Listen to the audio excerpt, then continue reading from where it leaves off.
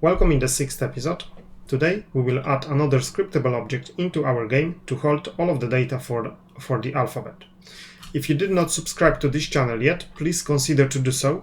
Hit the subscribe button down below and turn on notifications so you'll be informed about future release. Okay, so let's get started. Before we dive into the coding, let's quickly review our letters. So under the graphics, you can see you have the letters folder and you have the multiple different variation of the letters. So we have the highlighted, normal, and then wrong.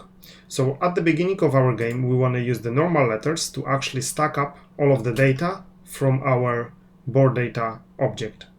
So we're going to use those letters. And then later on, when we actually select the letters, we want to switch the sprite to be highlighted. And then if it's wrong, then we want to display the wrong letter. Okay, so let's start implementing our scriptable objects. So first of all, let's go to our scripts and then scriptable objects, and then let's add the alphabet data object. So right click, create C# script, and I will call it alphabet data.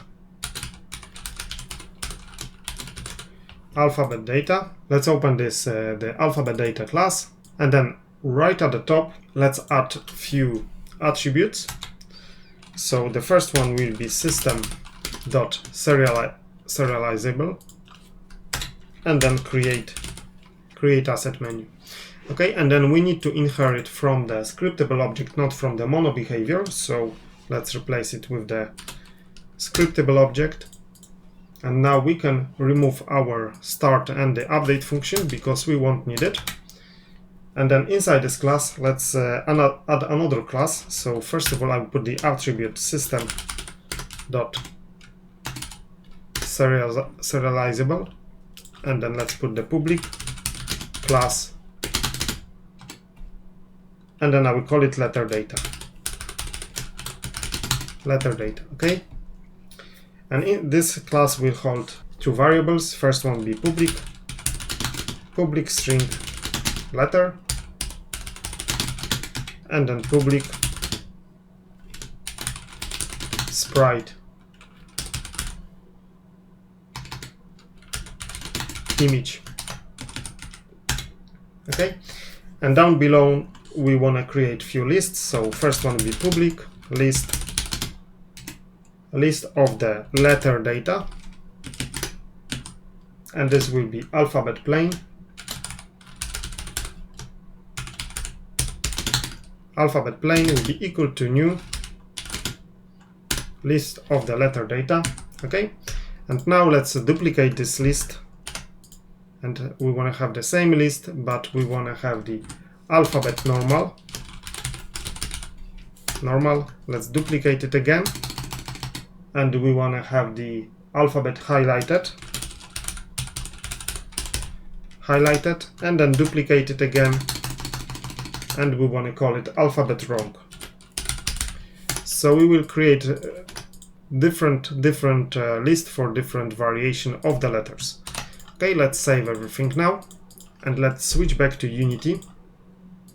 And now let's go to our resource folder, data, and inside the data we will create the alphabet data.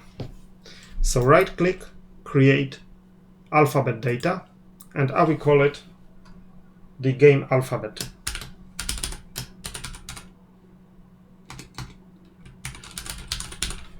Game alphabet, okay?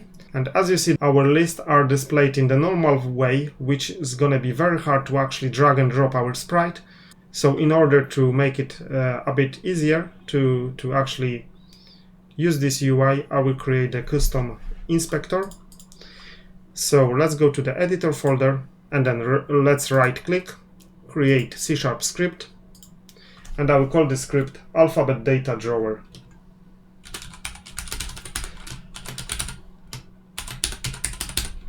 Okay, and then let's open the script. So right at the top, actually let's open the alphabet data drawer. Okay, so the first thing we want to include the Unity editor. So right at the top I will put the using Unity editor, and then another thing will be using Unity editor internal. Okay, those are two macros which we need to put, two using statement which we need to put, and then let's inherit from the editor, and I will put two attributes at the top. So the first one will be custom editor, and then we need to put the type of, and then alphabet data. Okay, so we need to put the name of the class for which we want to create a custom inspector. So this is going to be the alphabet data. The next thing is the next attribute will be can edit multiple objects, and then the last one will be system.serializable. And now let's remove the start and the update function, and let's add the private variables. So private reordable list, and this is going to be the alphabet plain list,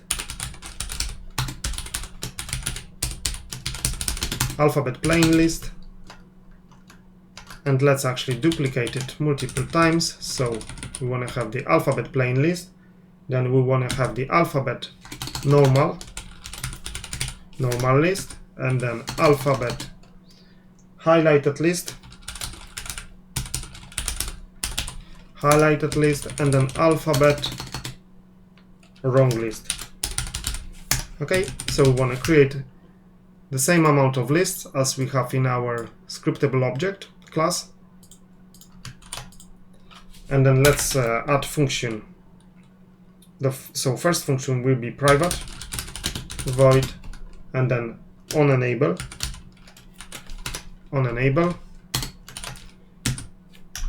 Then we wanna override on inspector GUI. So public void, before void let's put override. So we wanna override it, and then on inspector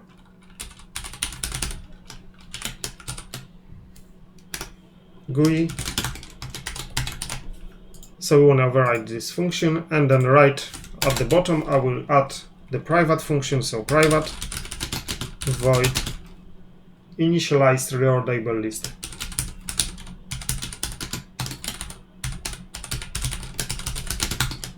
Okay, and then we want to pass the reference for the reordable list, and I will call it list.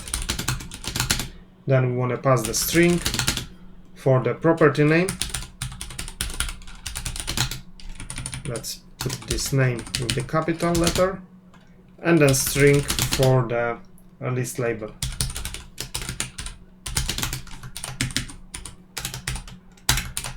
Okay, and then first let's actually create a new list. So list will be equal to new reordable list, and then we want to pass the first parameter will be serialized object, then serialized object dot find property, and we want to find the property name which we're going to pass. So I will just pass this property name in,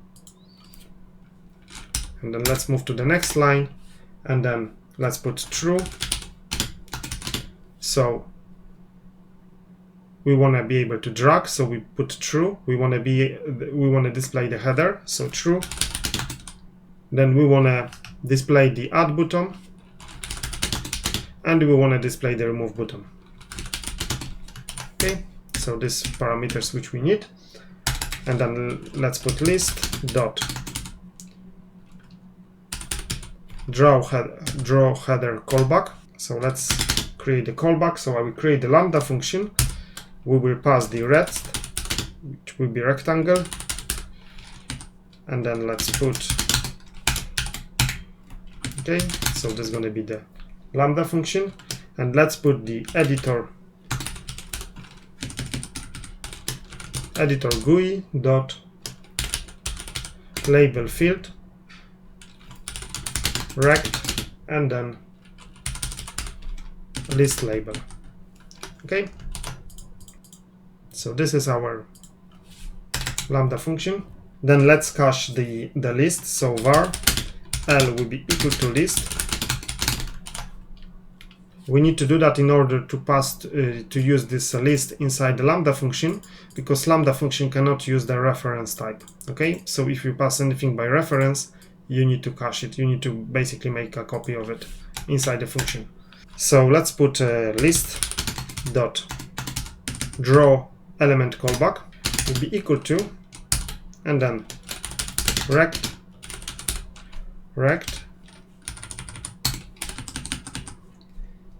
then int index, int is active, and then int is focused. Okay,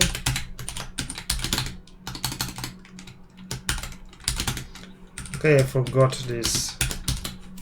Okay, so this is focus should be actually bool. Okay, so this is the parameters list, and then is active, of course, should be bool as well. So this should be boolean. So let's fill up this this implementation now. So first of all, let's put the var element will be equal to l.serialized property dot get array element at index, and we want to put the index. Okay, so first we're gonna grab the element, then we want to do the rect dot y plus equal to, so this is how much we want to shift down, and then editor GUI, which is right at the bottom, dot property field, and then let's put the new rectangle, and then we want to put the rect dot x, rect dot y, width I will leave it at 60, and then editor GUI utility dot single line height, and then the next parameter will be element dot find property relative, and then we want to put the letter. So the letter, this name should be exactly the same as we have in our board data, sorry, not board data, alphabet data, and then letter. So this should be the name of this variable. So the letter, and then let's put the GUI dot none is actually GUI content dot none. Okay, so this is to draw actually the field for our letter, so this string, and now we need to draw the field for our sprite. So right below I will put the editor GUI dot property field, and then the same new rectangle rect dot x, rect dot y. Let's put, actually we want to put the, because we're gonna display this this property field at rect dot x, and then the width will be 60. So we want to display this this sprite in the same line. So I will put the rect dot x plus 70. Okay, so it's gonna be 10 units split apart from the first field, and then rect dot y, and then rect dot width minus 60, and then minus 30. So this is the numbers I came up with. You can change this number or manipulate it. You can just test it inside the editor if you don't like this look. And then editor GUI utility dot single line height. Okay, and then let's put another line. So element dot find property relative, and then we need to put the name of the other property, which is image. Okay, so this is the name, image, and then GUI content dot none. Okay, so that's it, what we have to do to actually customize the look of the list. And now we need to use this function to initialize all of the lists we have created. So let's copy this function and put it in the onEnable function. And then we need to pass the reorderable list, so alphabet plain list. And this alphabet plain list, we need to pass it by reference, so put ref keyword. Then we need to pass the name of the list, so I will just move this alphabet data to the side, okay, so we can see all of the names.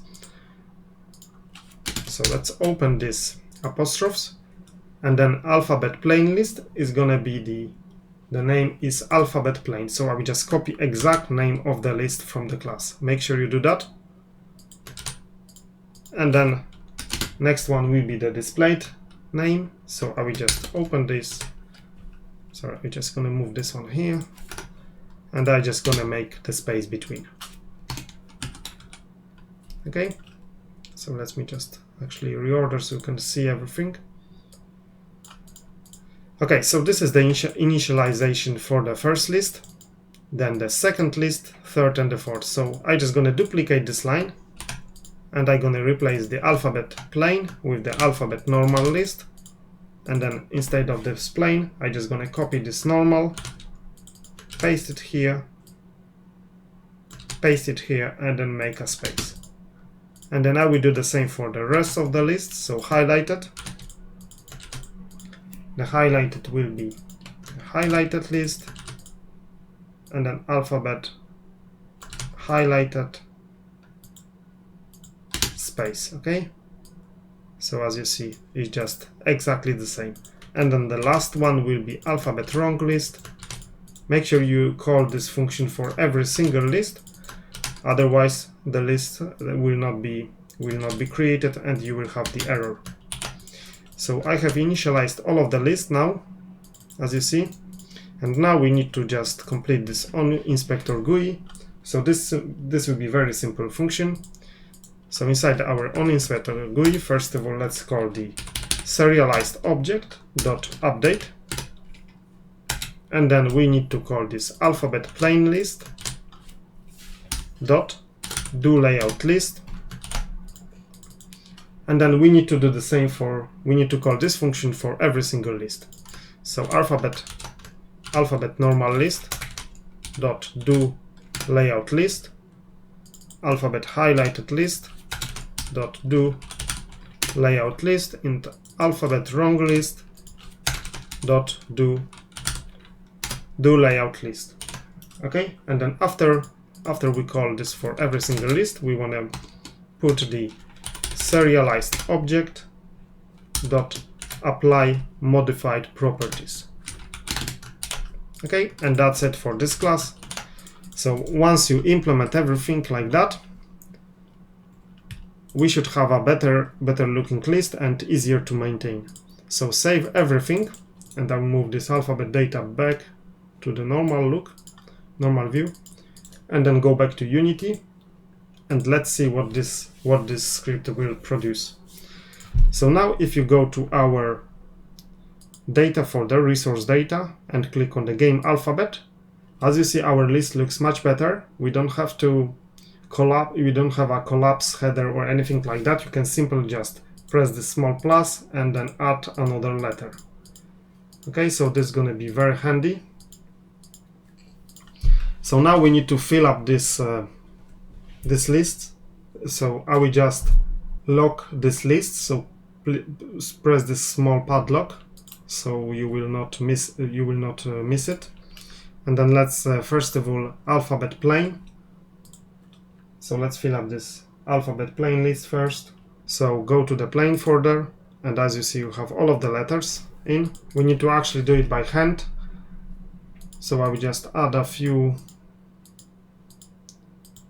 fields in. Okay, so we need to just drag and drop the sprites, so A, and we need to put the capital A. Make sure you put the capital letters, because in this game we will operate on the capital letters, okay? And then B, and we need to put the letter B. And we need to do the same for every single sprite. C. If you make mistake, then you will have different letters displayed in your game. So try to be accurate here, and we need to do it for the alphabet plain, then we need to do that for the alphabet normal, highlighted, and then raw, and based on this folder's name. Okay, the name should be matched with the name of the list. So I will quickly do that. Okay, so as you see, I have done it for the alphabet plain. Now let's do it for the alphabet normal. So I will just add a few records here, and then let's switch to the normal. So the normal will be here, and then let's do the same. So A, B, and so on. Okay, so let's do it. Okay, so now the highlighted. It's a bit tedious work, but once we've done it, we will not have to touch it again. So, okay, and then the last one. Okay, so I have completed all of the list. So the data is ready now to be used. So we can now unlock this inspector by pressing this small padlock, and then if you go to the data, game alphabet, we have all of the data inserted, and it's ready to use. So I think that's it for this episode. In the next episode, we will make use of this data which we just created, and we finally gonna spawn our board in the game, in the UI, so we will see the visual results of our work so far. So thank you very much for watching, and I will see you all in the next episode.